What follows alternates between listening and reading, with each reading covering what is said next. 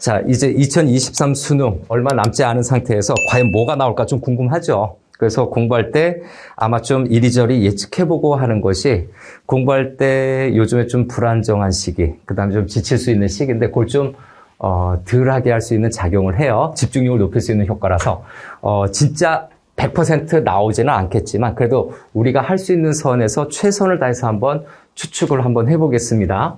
일단 첫 번째 올해 그 과학기술제재죠. 네, 다시 한번 쓰게 되는데 과학기술제재의 출제 교수진이 지금 카더라 통신에 의하면 네, 연력학에 관한 거죠. 네, 연력학하고 그 다음에 네, 해양기상학입니다. 요걸 좀 조심해라.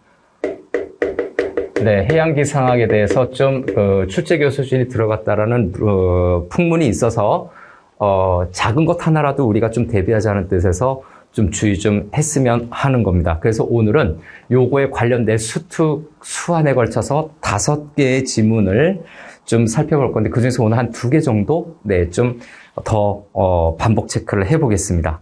그래서 두 번째로 보면 네, 연력학에 관련된 것이 우리 수특이나 수안에 있나 좀 점검을 해보니까 네, 있습니다.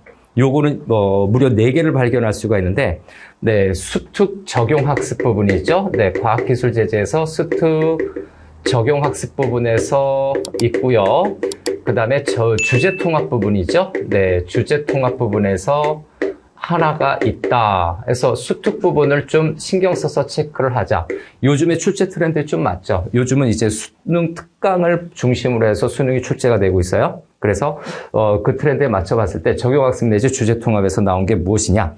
일단 첫 번째, 그 적용 1강에 있는 거죠. 네, 적용 1강에 보면 네, 뉴커먼과 와트의 증기기관입니다. 증기기관에 대해서 얘기하는데 뉴커먼이 만들었던 아마 돈 많이 벌었을 거예요. 네, 그래서 뉴커먼과 와트, 뉴커먼이 이제 그 증기기관을 만들 때 네, 좀 의뢰를 했겠죠. 근데 와트가 이걸 좀 더 개량을 한 겁니다. 응축기를 좀 더 만들어서 실린더 안에 주입되는 그 수증기를 네, 좀 응축기를 통해서 넣기 때문에 열 효율을 더 높였다. 이게 큰 특징이죠. 와트의 증기기관 부분이 연력학과 관련이 있습니다. 이론적으로. 다음 두 번째. 네, 적용 5강 부분에 보면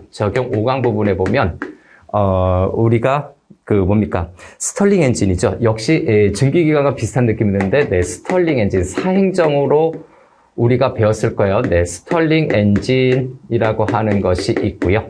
그 다음에 네, 세 번째 적용 6강 부분에 보면 네, 대응 상태의 원리라고 하는 이상 기체 방정식이죠.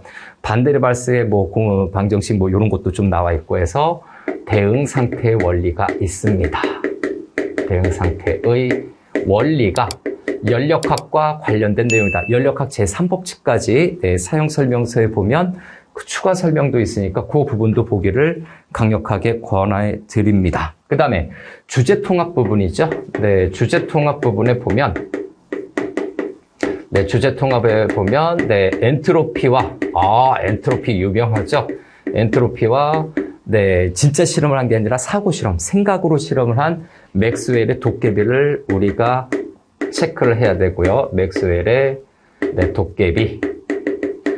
그 다음에 이제 수특 적용학습 부분이고 해양기상학에 관련된 거는 좀 없습니다. 그래서 수특을 지나서 네, 수능 완성을 보니까 해양기상학에 대한 것이 좀 있는가라고 했더니 기상학에 관련된 거는 아니고요. 네, 해양학에 관련된 네, 지문이 하나 정도는 좀 눈에 보였습니다. 그래서 요거는 수능 완성에서 네, 찾아볼 수 있는데 바로 네, 선박에 관련된 거죠. 네, 선박에 작용하는 3가지 적용입니다. 그래서 요거는 실전 모의고사 5회 부분에 보면 5회 네, 18번에서부터 22번 문제 사이에 있어요. 네, 22번 문제 보면 네, 선박에 작용하는 3가지 저항.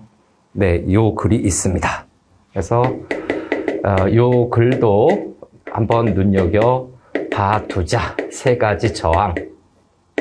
해서 조파 저항, 마찰 저항, 조와 저항 그 세 가지인데 오늘 이 지문을 좀 살펴볼 거예요. 수능 완성 마지막 부분을 우리 고3 학생들 기준으로는 좀 잘 정리를 안 해서 이제 끝물이라서 아마 좀 약간 원서 접수도 하고 집중력이 떨어질 때라서 요걸 좀 체크할 거고요.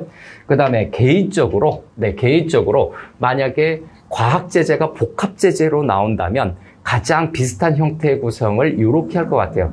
요 엔트로피에 관련된 설명이 가에 있고 맥스웰의 도깨비라고 하는 마치 기술제재처럼 실제 실용적으로 적용을 해버리는 그 지문이 있는 구성, 바로 주제통합 부분에 있는 엔트로피와 맥스웰의 도깨비 형태가 만약에 과학기술 지문이 복합 지문으로 나온다면 저런 형태가 되지 않을까라고 예상을 합니다.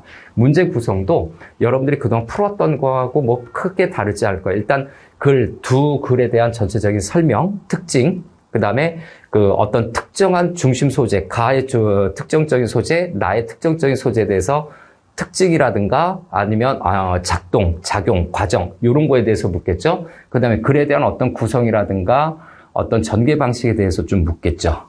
네, 벌써 몇 문제입니까? 네 문제네요. 네, 그런 걸 묻고 그 다음에 밑줄쳐서 어휘, 뭐 기역, 니은, 디귿, 미음 이렇게 있을 거고 어휘 문제 있을 거고 그 다음에 하나는 아마 보기가 들어갈 거예요. 보기가 들어가는데 예전처럼 어려운 표와 그래프가 들어가는 것이 아니라 설명적인 보기가 들어가서 거기에서 맞게 이해하고 추론한 것을 해서 3점짜리로 아마 출제가 될 것 같아요.